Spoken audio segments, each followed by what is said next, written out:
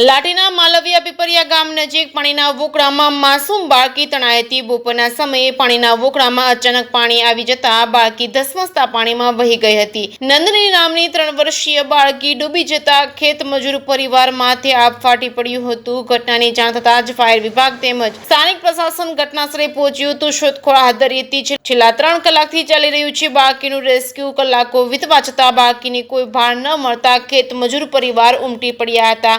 તંત્ર દ્વારા પાણીના પ્રવાહમાં ઉતરી બાળકીની રેસ્ક્યુ કામગીરી તેજ કરવામાં આવી છે। નામ છે મહેન્દ્રભાઈ પરસોત્તમભાઈ મુલાણી, સરપંચ। અમને જાણ મળી કે એક છોકરી તણાણી છે। અહીંથી ગામથી 1.5 કિલોમીટર દૂર વાડી આવી છે દિનેશભાઈ વિઠ્ઠલભાઈ મુલાણી। એની વાડીએ ખેત મજૂર રહેતા એની છોકરી તણાણી છે। એટલે પછી જાણ થતા પછી લાઠીના અધિકારીઓને બધાને જાણ કરી અને આ બધા પોલીસ અધિકારી બધા હાજર છે અને ગામનો સ્ટાફ બધો પણ હાજર છે અને રેસ્ક્યુ વાળા પણ હાજર છે। બધા તપાસ શરૂ છે।